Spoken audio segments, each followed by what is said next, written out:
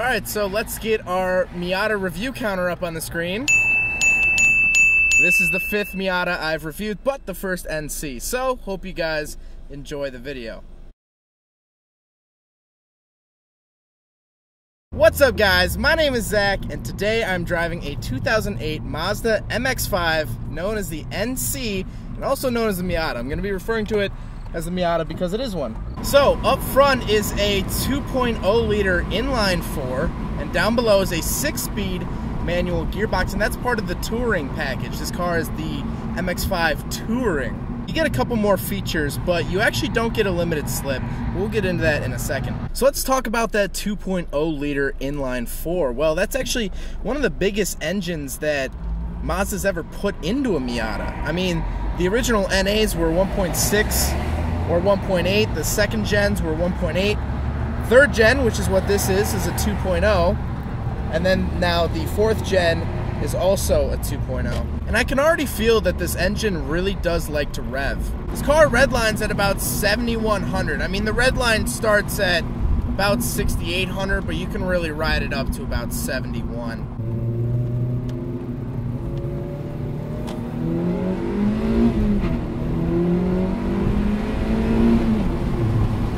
And it's also a Sky Active engine, which means it'll kind of change the valve timing depending on how you drive. If you romp on it all the time, it's going to keep those valves open a little bit longer, to give you more power at the top end where you spend most of your time. The clutch on this car is also super short and pretty light. I mean, you really only get about this much pedal travel, which is insane. You let off and you're going. It's not like my RX-7, you have about a foot of pedal travel.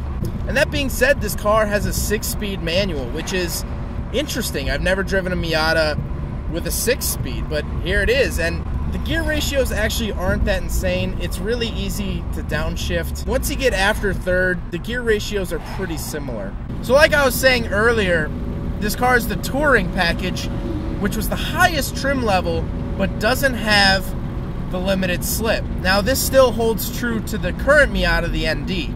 I don't know why Mazda does this, but the top of the line, basically the most expensive Miata, is more of a luxury Miata. That trim has the leather, that trim has normally the nicer top, it has more amenities, that sort of thing, but it doesn't get a limited slip. The limited slip is reserved for the tier below it, which now would be the Club. I'm not quite sure what it was for the NC, but basically that's the more driving-oriented version. Isn't the most expensive, which doesn't really make sense to me. If I'm going to spend the most amount of money possible on a Miata, I feel like it should have a limited slip, but maybe that's just me. Let's talk about the interior. Well, in front of me I have gauges that look fairly deep, and the lettering is actually fairly small. Now, it's a Miata, and well, everything's small, but they seem to be real small. On the steering wheel, I have volume controls. I have also cruise control, which is something any Miata I've ever driven has never had. To the left of the steering wheel, I have a airbag on or off button, which is a very nice feature. In the center, I have a radio. I have heating and air conditioning. I have a CD player, AM, FM, media, scan. I got all these different buttons in the middle, but that being said, it's not a whole lot. It's not hard to understand. It's a very nice infotainment center. In the middle, I have my 2 window switches, which is definitely nice, power windows. And then I get a little openable cup holder, which is also really nice. This car has surprisingly 4 cup holders. You get 2 in the middle down here, and then 1 in either door, which is actually pretty astonishing if you think about it for a Miata. On the door here, I have my lock button as well as my power mirrors button. Very nice to have. Behind me in the center is a little cubby hole, as well as behind either seat there are 2 little cubby holes for storage. Storage is not a problem in the NC, which is really nice. The roof comes off with 1 button and push. That's it. That's really nice. I really like that. It's even easier than the NA, and that's saying a lot. Alright, so for the roof, you press release, pull this back.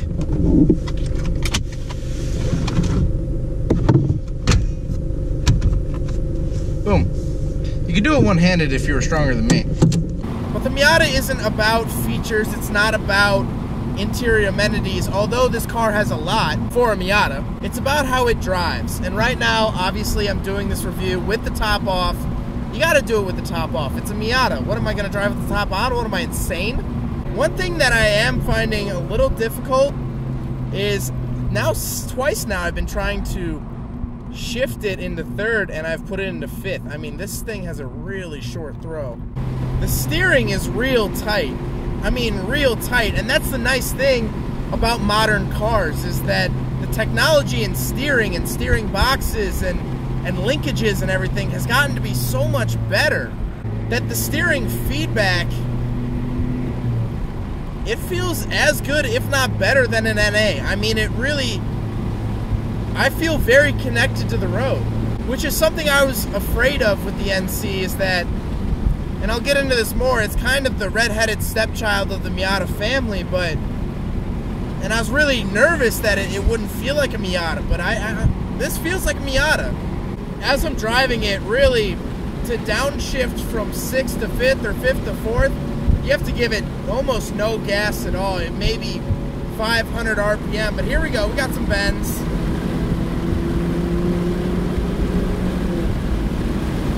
And I'm smiling.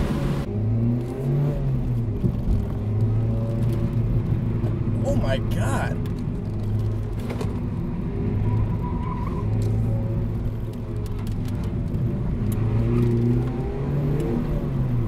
That is impressive handling. I just took it around a closed parking lot. No one was around.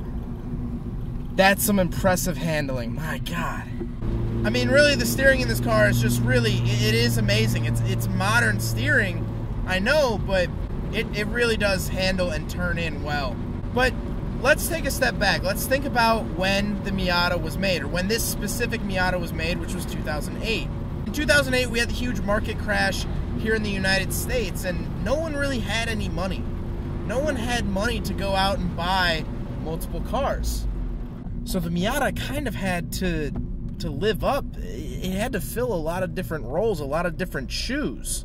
It's like when you're in a group project and no one does any of the work, so you got to step up to the plate and you got to do the work yourself if you want that grade. But you know what? I really do love the NC. Yeah, it might be the red-headed stepchild, and not a lot of people like it, and I think I know why. I think it's because the NC came after the NA and NB. The NA and NB were so good. I mean, so good. I compare almost every single car I drive to an NA because driving one of those is just so much fun. For any Xbox gamers out there, you'll understand what I'm saying, is that the NA was like Halo 3. Halo 3 was one of the best games I ever played. It took up my entire junior high and high school, well, early high school experience. And later on, Halo Reach came out. It was the last game by the same developer. And a lot of people thought it wasn't as good. But that's just because Halo 3 was so good that it made Halo Reach look dumb. It made it look not as good. The NC is an amazing car. It's a very fun car. It's very lively. It handles amazingly, but it's not the first Miata. We're so used to Miatas just being good cars that this car was just overlooked for so long. And yeah, okay, I'm not a huge fan of the styling. The headlights kind of look like Advil pills. They kind of do. But those were restyled later on. But this car filled the gap between the NA, NB, that's really the same car, and the ND. It just had to get through the hard economical times so then we can get the ND. And you know what? This car did an amazing job of delivering the Miata fun while still having it in a car that can do it all. That if you have to only drive this car, you can. If you have to take this on a 10-hour road trip up north into Wisconsin, you can do it in this car. I'm not quite sure I'd want to do a 10-hour road trip to Canada in an NA. This car also, being a bigger guy, I have a harder time fitting in Miatas, but this car, I'm not struggling at all. I'm pretty roomy in here, and the seats aren't really aggressive. The seats are comfortable for me. I have enough room in here. It's a very nice experience. Now, if I were asked if I wanted an NA or NC, that'd be a really hard question. Because as I've discussed before, the NA is such a good platform. You can do anything to those cars. There's enough mods out there. There's enough everything out there where you can do anything to the NA. And that's not quite true for the NC. It's not very modifier friendly, if that makes sense.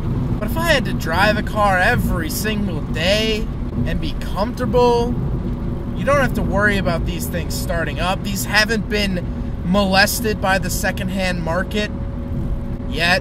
As a daily driver, I'm really falling for the NC. I really am. Call me crazy, but I like this car a lot. You know, honestly, I'd prefer one of these over an RX-8. This car just makes me want to review an ND so much more, because the ND was getting more back to the roots, but it has all the technology that this car has. So if anyone has an ND out there and will let me drive it, hit my line. Oh, that turning radius, come on, can't be beat. I feel like the NC is like the Miata that was really goofy in high school, really odd, but everyone liked him. But then in college, he kind of grew up and matured. Because he had to, because he was becoming an adult, because he had bills to pay that he couldn't goof around and be so immature all the time. I feel like this is the Miata that finally said, you know what, I am an adult. I can solve these problems myself. It's the Miata that says, no mom, no dad, don't take out those student loans. This is my education. I can handle it. Well, I hope you guys enjoyed the video. I hope you guys learned something about the NC Mazda Miata. Don't forget to rate the video, comment on the video, subscribe if you really liked it. Take care, guys. There goes a sight from my soul.